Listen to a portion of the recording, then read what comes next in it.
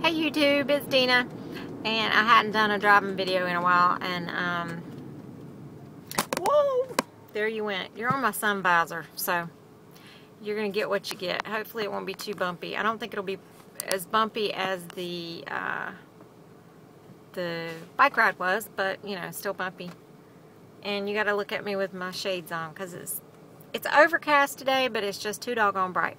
But I was thinking about this earlier. I've been watching everybody's videos, the Proof Weight Loss Surgery Works videos, and although I'm not one of the Proof Weight Loss Surgery Works bloggers, you know, it's a subject this week. A lot of weeks, it's a subject that a lot of us should talk about, even though we're not one of those blog people. This week was misconceptions prior to your weight loss surgery, and what was your biggest misconception? And I've been watching these videos and thinking, well, I was pretty well informed, and I did tons of research, and you know, I'm a nurse, and so I pretty much knew what I was signing up for. But today it kind of hit me out of the blue. No, you know, I did have probably more will come to light as it goes on, and I think more about the subject, but I did have the misconception prior, and remember, I had laparoscopic Roux-en-Y gastric bypass, so everybody is going to you know, pretty much focus on the surgery that they had, so mine comes from that perspective. But I guess I pretty much, if I'm honest with myself about it, I thought that pre-op, that in my post-op life, I was never going to be able to eat some of the things that I absolutely loved. And, you know, like my days of eating pasta or my days of eating mac and cheese, which lately, I'm just here to tell you, Panera Bread has the best mac and cheese on the planet. And I just discovered it like a week ago. Wish I hadn't, honestly. But anyway, so one of my misconceptions was that I'd never be able to eat those things that I absolutely loved in my pre-op life. And that's just simply not true. I mean, while you may not be able to wake up from your operation and go, oh, well, yeah, you know, bring me a cheeseburger or bring me mac and cheese or whatever, you might not be able to do it then.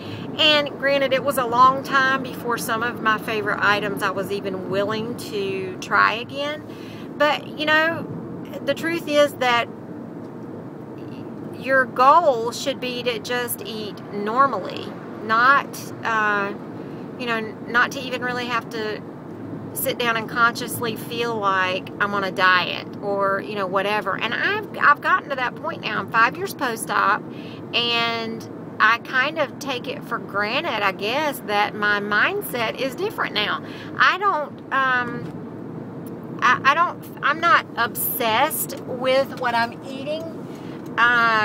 You know, I eat a very normal diet, but the thing that changes is that I make healthier, not always the best, but I make healthier choices than I've ever made in my life because I want to. It's not because I have to.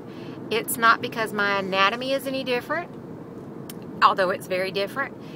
I don't make those choices because poor Dina had gastric bypass. I make those choices because they're the best ones to make. They're the healthiest ones to make. That's what makes me feel good, and that's just what it's always there. I know that's what I should be eating. In my pre-op life, I didn't have the ability to make those healthy choices because honestly, I could not do it. And this tool gave me the ability to do that. And I feel like it's a completely normal way of eating now, and I'm so tickled with that even still today. But I think that just kind of hit me today because I was talking to a patient who called to ask me, hey, I'm getting ready to have surgery, and I went ahead and put myself on all liquids because I figured I was supposed to eat just nothing but liquids. And I said, did the doctor, when you came in to consult with him, did he tell you to do that? Well, no, maybe I misunderstood. I just thought everybody was supposed to do that. I said, if they didn't tell you to do that, there's no reason for you to do that. don't do it. You know, why make yourself miserable? You're not at a point where your tool is able to help you now, and you're going to be starving, and you're going to hate this surgery before you ever even have it. You know, so don't do that to yourself. Eat a very normal diet. Make the healthiest choices that you can right now, understanding that they're not going to be perfect. But, you know, try to limit your intake of the calories that you can. Try to limit your intake of fat. Any amount that you cut down right now is definitely going to help you moving forward, but don't make yourself miserable. And I, you know, told him that also not to feel like he's going to be giving up anything, because he will be able to make healthier choices post-op. But it doesn't mean he's never going to be able to have some of these foods that he has now, because an awful lot of people, I'll tell you, will go out and have that last meal, you know, because they're never going to be able to eat that again or whatever. And a lot of times that's a very high fat food that they choose to go out and eat. And while you're, you know, that's, a lot of people do it, they can tell that you've done it in the operating room. If you go out and eat that pre-surgery high fat meal, there are literally strands of fat, I've seen them, all on your insides.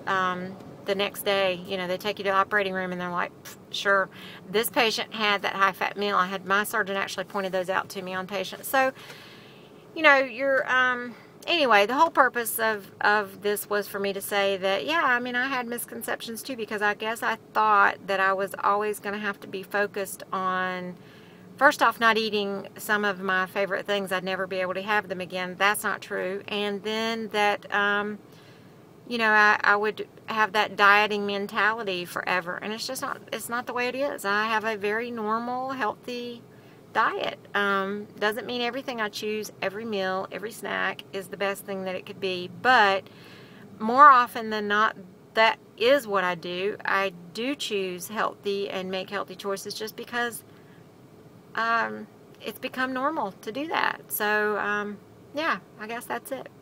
So, I think I said everything I needed to say. I'll see you guys in Vegas in less than 30 days. I hadn't even looked to see how many days it is, but today is the 18th of April. So, yeah, it's exactly, I guess, 1 month from today that most people are arriving. I'm going out on the 16th, so I'm getting there a little bit early, but bringing it. It's going to get brung. I'll see y'all in less than a month. Bye.